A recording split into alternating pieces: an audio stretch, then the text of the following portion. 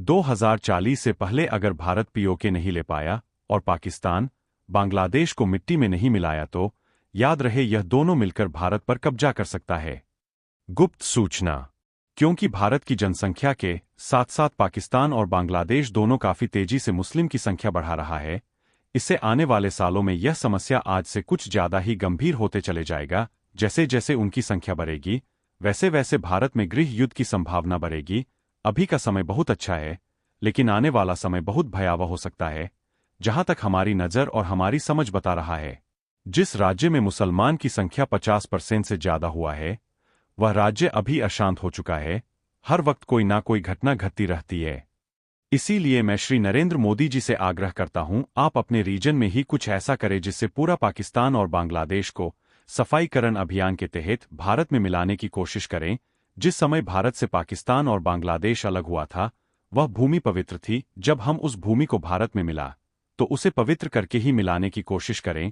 कहने का तात्पर्य यह है कि पूरे पाकिस्तान और बांग्लादेश को परमाणु बम से सफाई करें, उसके बाद भारत में मिलाए, क्योंकि वहां के लोग नरभक्षी बन चुका है, वह राक्षसों का रूप ले चुका है।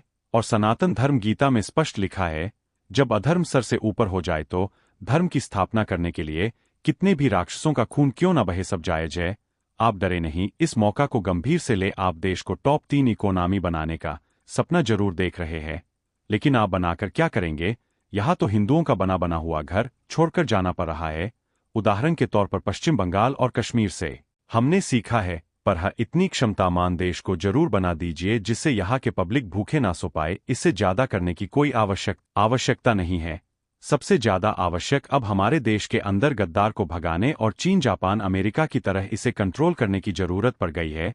इतिहास गवाह रहेगा, भारत से अलग पाकिस्तान और बांग्लादेश जरूर बना, लेकिन जब भारत अपने में उसे मिलाता है तो मिलाने का प्रक्रिया बार बार इसे याद दिलाए कि जब भारत पाकिस्तान और बांग्लादेश को मिलाया तो उसने परमाणु बम से सबसे पहले उसे संपूर्ण नष्ट कर दिया। जब यह इतिहास बच्चे पढ़ेंगे तो आगे से हमारे नागरिक इस तरह की सोच नहीं रख पाएंगी। अगर भारत को बचाना है तो तैयारी कछुए की चाल से नहीं, खरगोश की चाल से चलना होगा।